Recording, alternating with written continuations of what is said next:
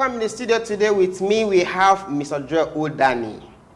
So, it's all about my secondary school experience. What do you have here today? Sit back, have a popcorn. Let's go into the show. Mr. Joe, yes, can we get to know you? Okay, well, like you rightly said, my name is Joel Odani. We have one question for everybody with different answers, with different experience, with different characters, with different everything. But I think today own is different. So, Mr. Joe, what was your secondary school experience? My secondary school experience. Okay, so first of all, I went to a government school. It's a we call it pro-unitaid school. So it's Federal Government College Otobi, Benue State, my state. And when you ask of my experience, I want to start, taking my mind back to think, what was my experience? What did I experience? What did I go through? But then there's a whole lot, right? Okay. There are stories we have plenty stories. If I say my own now, you bring my classmates, they will come talk their own as well. So the story is plenty. But personally for me, I think that the experience was, I don't know how to put it. It was a lifetime experience. Okay. That's how I'll put it. And let me say this before I continue. I've said this before. I had this conversation with my sister, and I was telling her, I said, you see that first independence that you give your child, any child at all, is secondary school. Yes. And not just secondary school, boarding house. I went to a boarding school, and like I said, federal government, so not all these Ajebota school where you go and then wake up in the morning, they're asking your child, what do you want to eat for breakfast? My guy, whatever they give you for breakfast, like you go chow. You understand? So I keep telling people, if you want to give your child that first independence, and by independence I don't mean they start feeling like they don't depend on nobody. No. Being able to look out for themselves, being able to take care of themselves, being able to say, okay, this is my stuff, I should take care of it, right? Yes. Is a secondary school, boarding school. Let's assume you send a child off maybe in their 12, 13 or 14, just one. Nobody's there, no auntie, no mother, no elder brother to say, you need to keep your socks tidy, you need to keep your uniform neat for the next day to appear neat in class and all of that. They take care of themselves. They wash for themselves. Nobody's washing for you there now. For my school, where I go, yes. nobody they wash for you. You wash for yourself. You iron your clothes. I mean, back then we used to have, for when we started going to senior classes, we used to sneak in pressing iron, electric pressing iron, but those were contraband. But coming to school, the school advisor will come with charcoal iron. Back in the charcoal iron, nobody say they will give you charcoal. Even if you brought charcoal from home, how much of it will it last, right?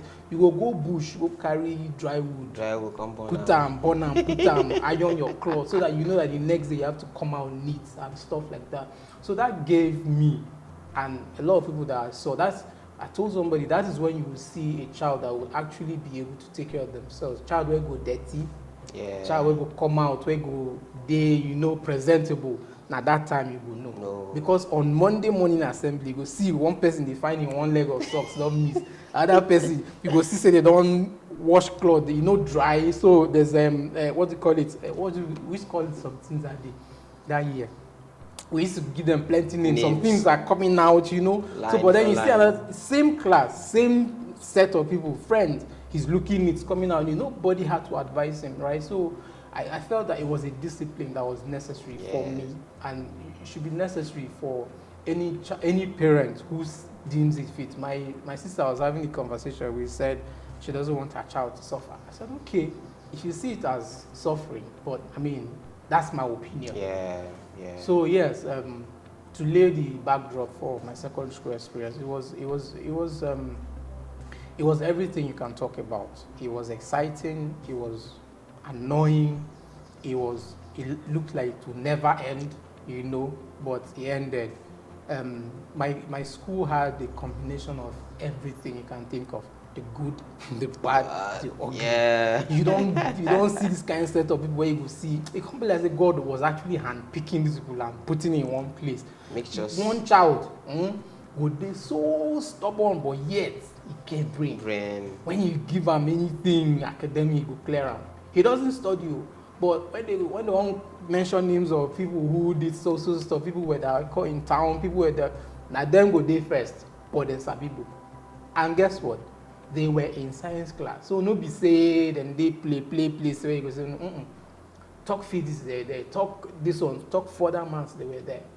No, so we're just a combination of all of that. And it was huge. It was exciting, like I said. So yeah. I've laid the backdrop. So any other pinpoints you want me to go in there, go ahead. See, in secondary school, yes. Your boarding school was boys and girls, right? Yes. Was mixed. Fine. There was nothing attached to you and some lady in the school. This man. Okay, so in my secondary school, and I don't know who's going to watch this, yeah. Okay. But if it comes across the timeline of any of my classmates or my schoolmates that know me, they would tell you, if they have your number, they'll call you and say, this is actually what he's saying, this happened.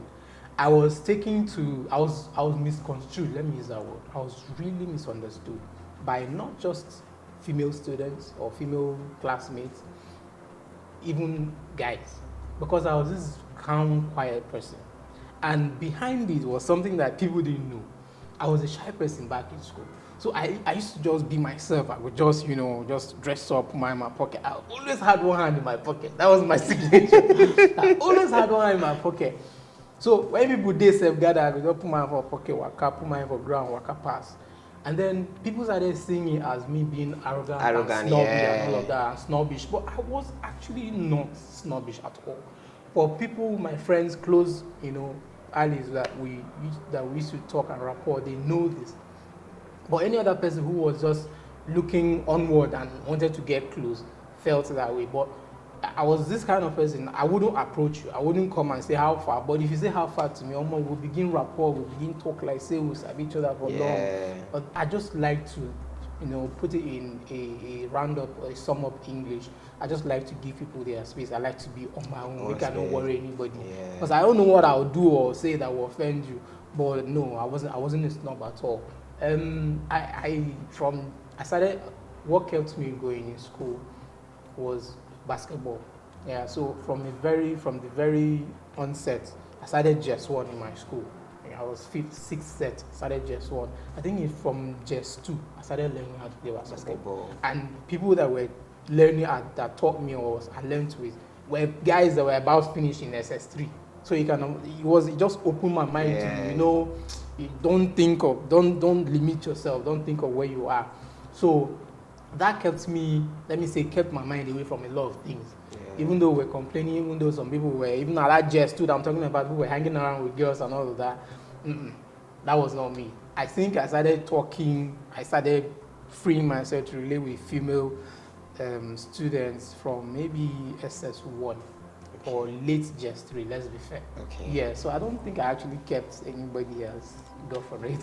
Okay, well, you didn't keep anybody, so that is not the issue, keeping them, understand? But what happened along the line, playing football with them, tricking them, there was particular someone that you liked so much, let me use the word like so much, or there was someone that was, giving you free food. Of course, I mean, but like I said, but secondary school was a backdrop at the beginning of everything.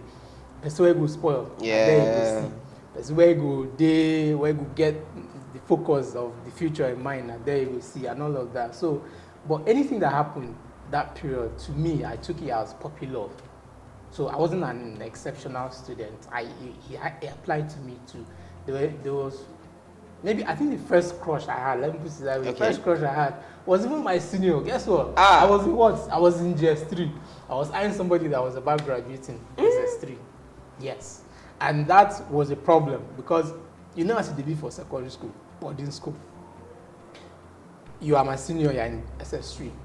And because I play basketball with you when we get back to court, and then during, when we go to admin block, your classmates, girl, they follow me talk. Not for any reason, maybe they just like the way we're conducting ourselves. My mates who could be of the same size, same height, but they were, relating with, just themselves. They didn't want to free themselves. But because I felt I didn't want to limit myself. We were talking with people older than us, relating and gisting and all of that. It became a problem. Why would not get that kind, Yeah. And then when we went back to the hostel, their own male counterparts were like, small boy, junior class, junior boy. They follow our own Senior, they talk, So, but then, I wouldn't say I had it rough. For some people, they would actually want to punish them or try to give them extra work to do. But it wasn't really like that with me. And so I wouldn't lie. But then, like I said, so I was having a crush on the SS3 girl. But then I didn't really say anything. I don't know if she knew that I liked her or anything like that. But we just started, it was just a free relationship. We just started relating. We talk. She will tell me stuff. I'll tell her about how school is going. Share some challenges and stuff like that. So that was it for that senior. Then I think when I went into SS, or when I was now a senior student, I think I had a crush also on my own classmate. Well, my own classmate. So yeah, and like I said, it was popular because nothing really happened. Or when you go back to the hostel, you could dress up, make sure say your trousers you get that pants down, you iron your shirt, then I'll go meet for admin block now, sit down for class, empty class, a gist, and that was it basically. So yeah, pretty much that was it. It's crazy. But what about those free food they were giving you? Free food, no. Free food. So secondary school, they get free food though. And me, I hardly went. There's time for everything. Yeah. There's time for breakfast, lunch, dinner. Right from my junior class, I hardly went to the dining hall because we had to go to the dining hall to get food. It was plenty of stress for me. Sometimes I'll just even go sleep hungry or I'll just deal on my provision. The provision is finished or more, but going for food and then carrying your cutlery. And as a junior student that time, the students the prefects on duty will check that you have your cutlery complete. If you don't get your fork and knife, you no go eat. Even if na they give you. And guess what? The soup can be as watery as anything. They will still demand that, even if you no go use them. So it was plenty of stress. So I wasn't really eating. So to let you know that there was no way that food was going to come from anywhere. Yeah. And it was contraband to get food from outside. So forget that one. Except of course, boys now.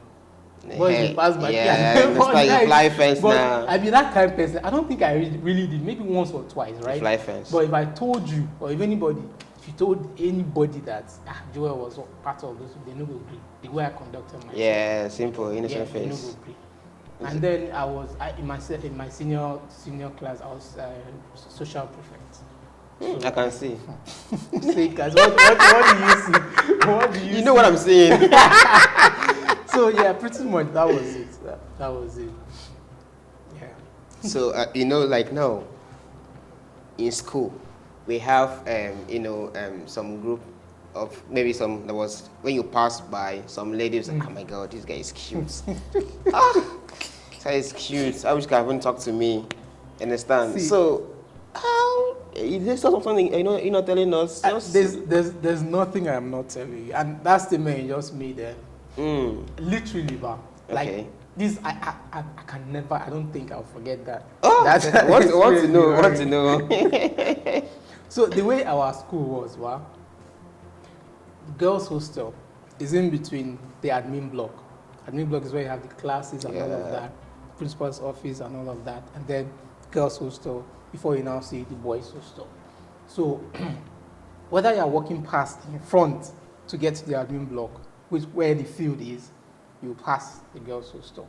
Whether you're walking behind to get to the admin block or back to boys' hostel, you pass the girls' hostel. So there was this particular, I think it was afternoon, what we call afternoon preps. Yes. So we're done with preps and I was walking back. For some reason, now secondary school, now we'll get spare, even now maybe 3, maybe 2 guys, 4 guys, all now the waka ways together. To go. But I think for some reason I was the only one who was going back to the hostel that day. And then, you know how you go the waka and you just feel that some people are looking at their eyes on you. You can't actually look, right? But you just know. You just imagine that. I understand. And the road is actually this close to girls' hostel. So I was passing, and then just as I was approaching the mango tree, I hear them whispering. Then I hear somebody. I know that conversation went on, but I can't remember the exact words. What you But said. I remember hearing quiet, fine, and then there was also snore. Oh. Yes. And nobody needed to tell me that they were talking about me. It was me. It was all written about you. Exactly. So, and then, of course, you don't know the voices. You can actually, even if you try to scout around to see who is talking, you know the person. Because they're inside their hostel, it was through the window. Obviously, they were lying down and then, seeing, having gossip of who was passing by. And as usual, like I said, I just had my hand in my pocket, buried my head, Snap them and pass. walked straight. So I mean, there were instances like that where people made such comments. There was a period I was taking, we were taking ID cards. They were producing ID cards for us, and then I was taking a passport, and they were doing it class by class. So when they came to my turn, they were taking the passport. It almost looked like half the girls in my class were standing behind the camera guy looking at me, and I was so very uncomfortable. And then I won't mention the girl's name, but if she comes out now, She will know. she sees this, I will comes out now. I remind her, I say, remember this statement you made? She said, can't look at that, see fine boy. And I'm like, so I mean, there were stuff like that. I mean, it was just crazy. That I think that was in SS1. Yeah, I think so. First term SS1. But secondary school was fun. It was crazy. I mean, there are a lot of stories that I can tell you, but Time will not tell. Time no day. So right now, Mr. Joe, I want us to just know something now. So you finished secondary school. Maybe you didn't hug them. Maybe you didn't just play with them. What do you want me? What does this man want me to say? See, hello viewers. At this point, we have to go for a quick break. So be right back.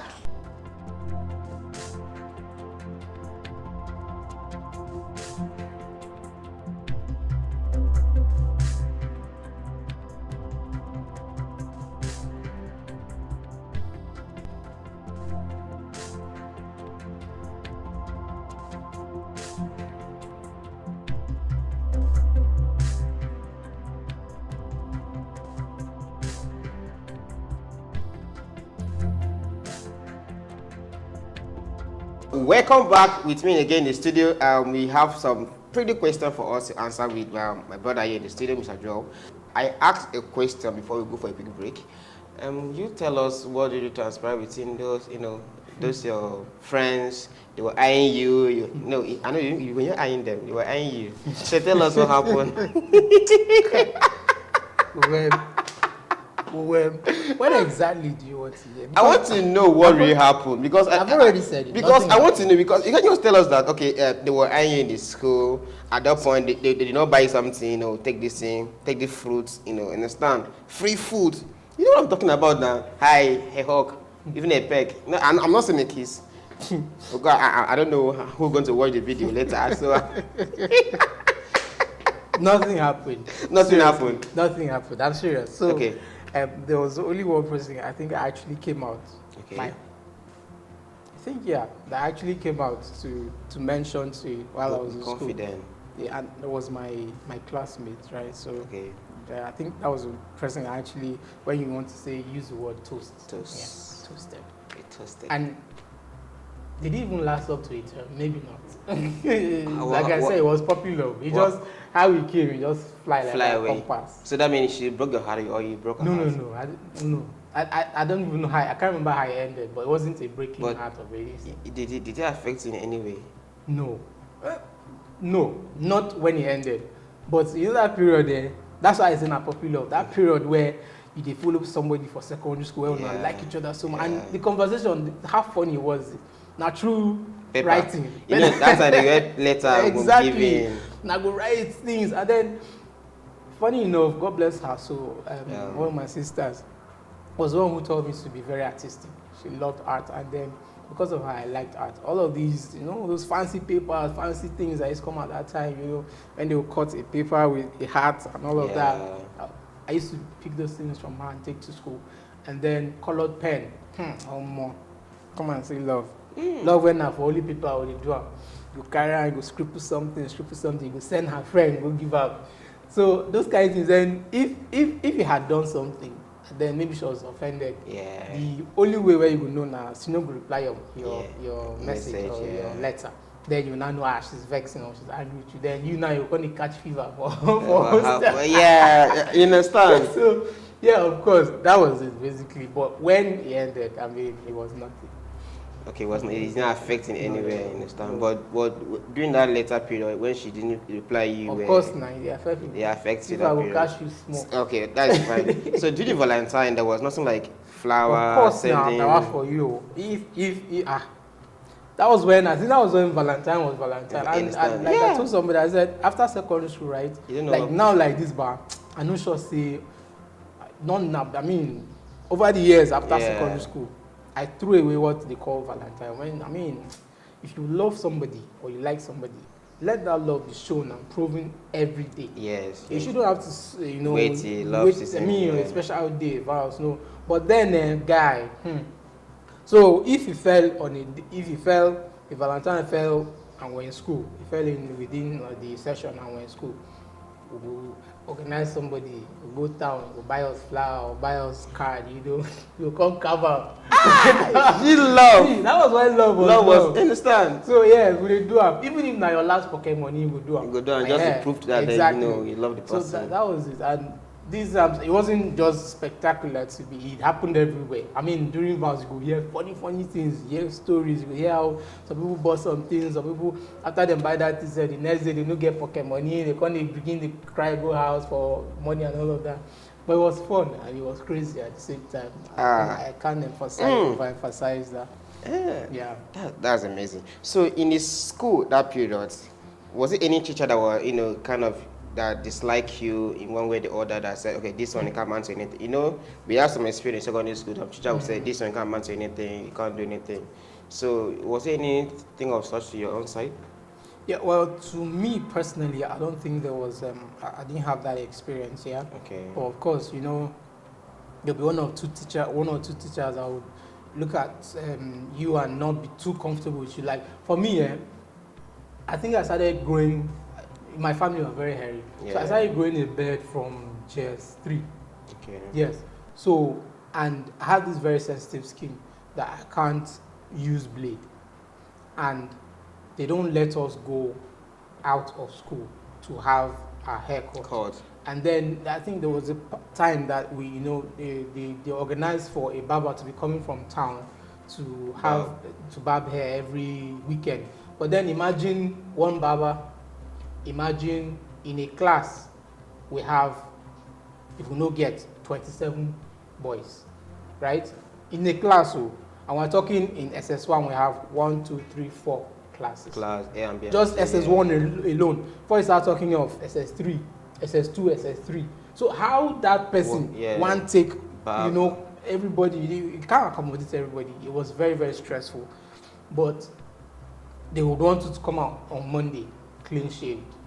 So I had this particular teacher, and in extension to my, God bless his soul, also he's late, VP academic that time.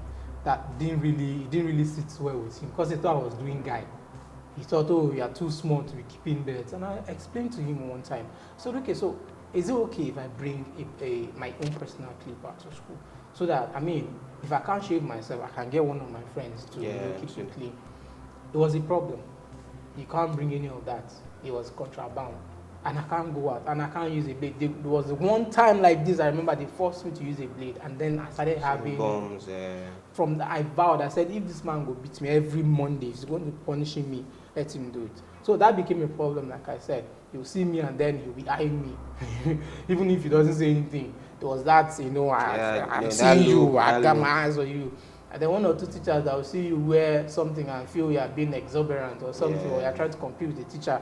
You're just wearing your normal belt. They say, come here, remove the belt from your waist. Say you're wearing belt that teacher is wearing. Those kind of funny things. So, yeah, but I didn't really have that teacher who, was you, this, that.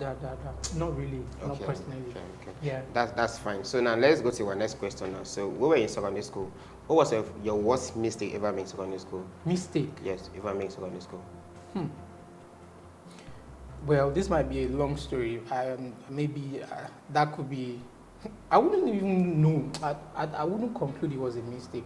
Let's just say a move that I made. Okay. That, one of those kind of moves that you make and you say, if I had known, You wouldn't have done this. either you wouldn't have taken it or you'd have taken a different route to achieve what you tried to achieve. Like I mentioned earlier, I was social prefect, and this would be in our SS3, getting close to where we're about graduating. The same head teacher I just mentioned, the VPR card, used to have, one or two people that your name cannot just cross his ear. If your name crosses his ear, suspension, you're going home and stuff like that. So her name Promise. It was Promise or Confidence.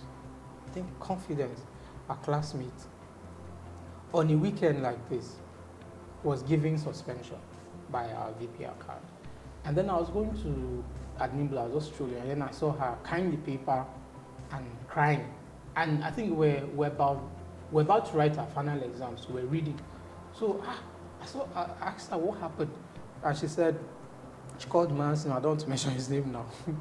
Mentioned it and said, VPR card has just given her suspension, that she's going home.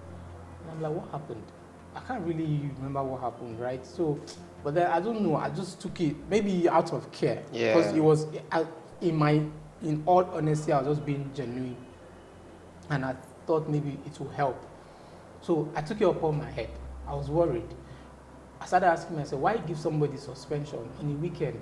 That's first of all, and then towards period we were supposed to be together, asking questions, doing review, asking, and all of that. By the time she go now, she go home, she no go feel read and all of that. Then you come back for exams. The person does not do well, what will happen? So I told her not to worry, that I would try to intervene on her behalf. So rather than going to her card, and it was a weekend again, I walked to our principal. I thought I would just have a father and son talk. Conversation, yes. Honestly, in all honesty, I did not tell anybody. I did not say, oh, guys, see what I'm... As soon as I had that conversation with her, I went on my own. So instead of going to the class where I was, I diverted my attention. I was going towards the principal's house.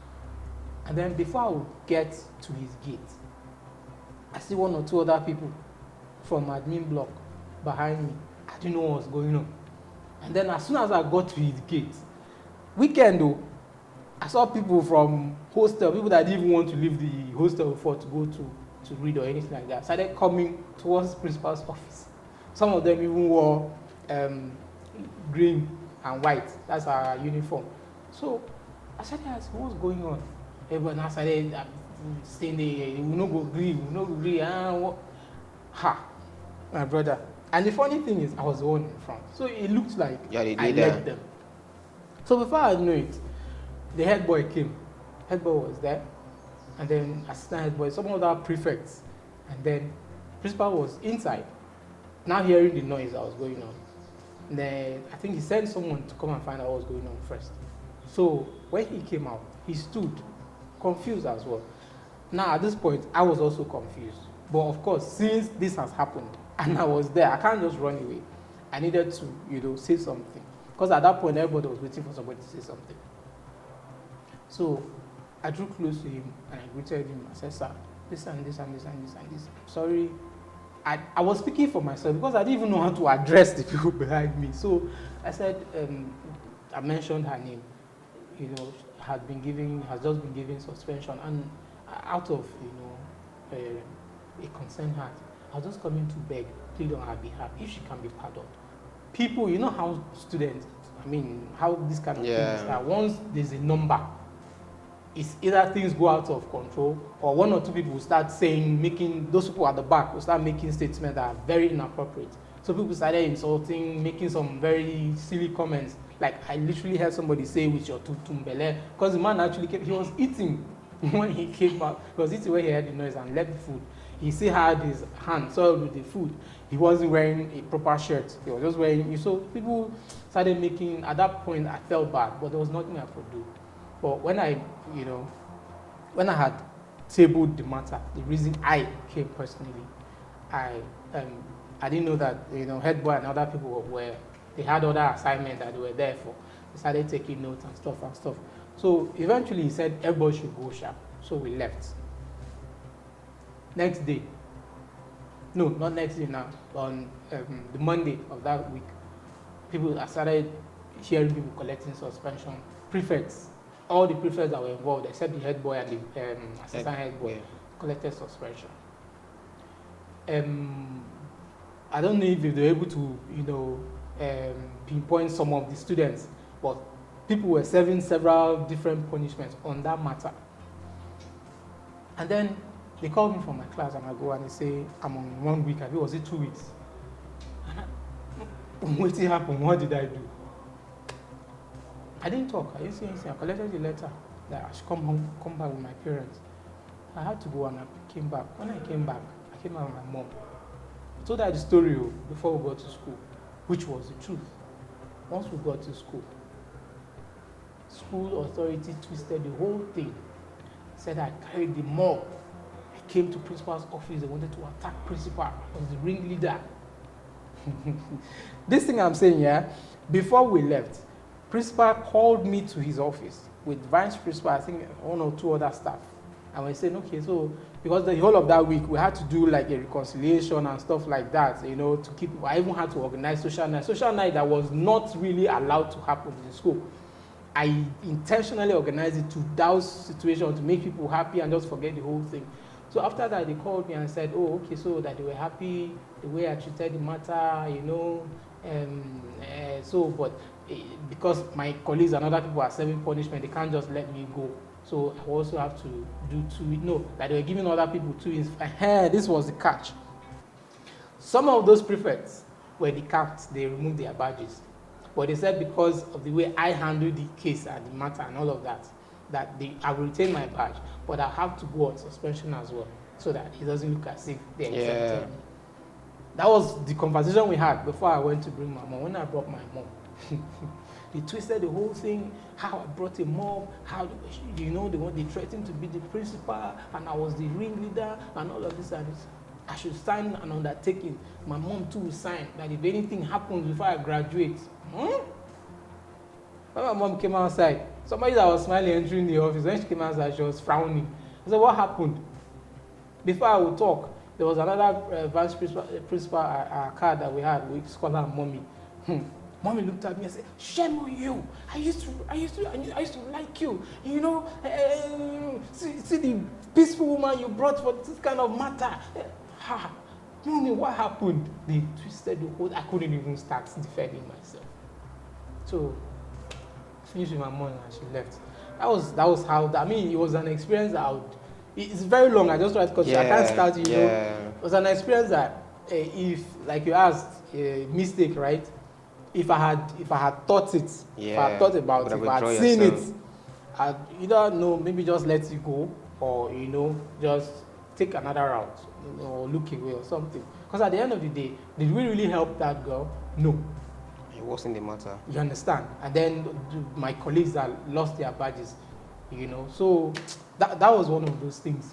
That was one of those things. I can feel your pain. Then imagine how your mom would look. I'm telling you, disappointed. You understand? So, crazy. Oh wow, sorry for that mistake. So it's a mistake that all of us, we went through one thing and the other. Understand? So, this brought us to the next question now. So, when we were in secondary school, do you ever believe in love? Like love exists? I don't know if it was love, but in secondary school, if we liked something, we went all out for it, right? Yeah. So I don't know if that was love. For me, back then, everything was puppy love to me because it didn't last, right? And it didn't last. There was no concrete backing to it. Some of those boys, some of those, it was a thing of maybe a trophy. Me self, I get girlfriend because other people get girlfriend. So it was a thing. Let me brag to. It was a thing of people are going in the evening, sneaking out to go meet their girlfriend, then me self go. So I don't know if that was love. And I don't know if I believed in love then. Seriously. Yeah, that's it. So that was it. I mean, don't really believe in secondary school love. No. It was infatuation. It was puppy love. Puppy love. You call it puppy love. Yeah. What a puppy love. Yeah. What is your spiritual life like now? My Spiritual life. spiritual life. If you look at yourself, look at your life from the years back, Yeah. you should know whether or not you have grown or not. But of course, yes, I would say and totally agree that I've grown over the years. There are things that ordinarily you would do or you would have done and not have any, consciousness or, conscience of, I'm doing something that is evil or doing something that is out of place and stuff like that. But having grown over the years, having grown spiritually, even before you even take an action, the first thing is your conscience. You're checking your conscience. Does this actually align with, with me, with my belief, with my faith and all of that? And then for me, one thing that has been, been a ringing bell in my ear is the family I came up with. Yeah. So before you do anything, first question is, even if you are living other people aside, will your family be happy with this? Will you sit down well with them and stuff like that?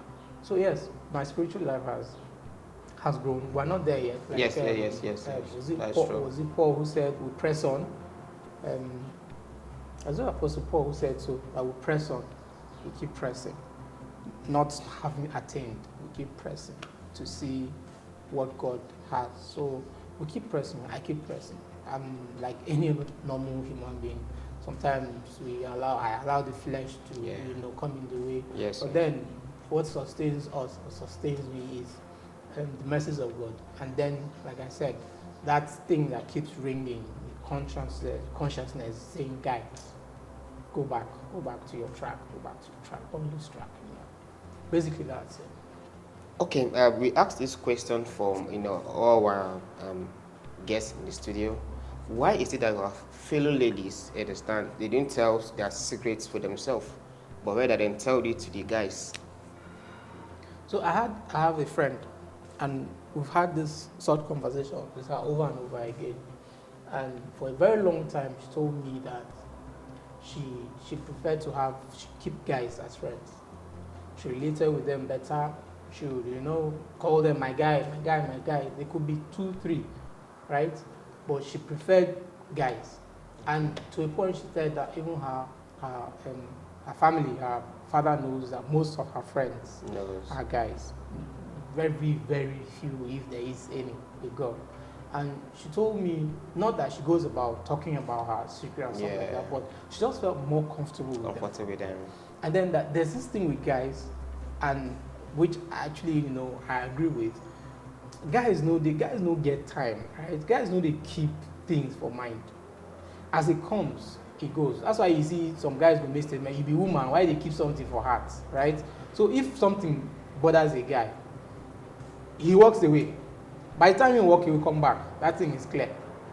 Or if you burn him so much, he go react that moment. Once he reacts, that's it. That's end. But you see woman, and please, this is not throwing shades at any woman. Let no woman come for me, right? Understand. So most of them, they hardly let go. A woman will hardly let go something. And the idea is, if I tell you something personal, pressing to me, I confide in you, and then tomorrow you use it against me. Isn't that doing more damage than harm? So I rather keep it to myself, or I find somebody who I can speak with or relate it with that will not use it against me. You, yeah. Highest where the guy would do now to try toast you tomorrow, because this thing of friendship. Whether we like it or not, this is our generation. If you check it, girl that keeps guys, 5 out of 10 guys that she's friends with, if they have their chance, they will toast her. But she keeps them at the friendship zone. She doesn't know. She can be, that's how women are. Yeah. They can keep a guy and they, my friend, they relate with you very well. But the guy might have a different motive. Yeah, that's and I'm not saying everybody. So statistics, maybe out of 5, you can have 3 guys that would actually, if they have their way, toast this particular girl, right? So, but the highest the guy would do is, I'm tired of just being friends with you. I want something more serious. I want to toast you, or I'm toasting you. And then she say no, and then they go their separate ways. Sometimes they even go their separate ways. They still talk, right? So, but the guy no will carry anything where the girl tell him to use against her, and he's not going to go and tell another person. Do you understand? So I mean, and I'm not saying I'm not defending guys No, for understand. anyone, because there are some guys that are more lousy than even girls Yeah. that can't even keep anything. So, but basically that's it. I mean, that's what I feel. Okay. And yeah, that's why I feel that some of our ladies are more attracted or more comfortable free relating matters with guys. Okay. Lady has their own opinion, their own right way to put things right and stuff. Because someone, I have this same talk with someone. Someone said, some ladies are basket, you understand? So some are basket. You can't put water in a basket to sustain anything there. So some of them. So he didn't say all. So you can't put it that way. So. True. Today, and that is it today episode with Mr. Joe in the studio. I know you have a very, very beautiful moment today with us in the studio. Please subscribe this YouTube channel, subscribe to our Facebook, subscribe to our platform so you can get notification whenever we post our videos. Thank you for staying with us today. Please share it to your loved one and your friends. Remain blessed. I remember your humble host, Mr. Uwem Udo. Thank you. See you. Please don't touch this thing. Don't skip it, subscribe it. If you don't do it, I'm coming for you in the night. Thank you.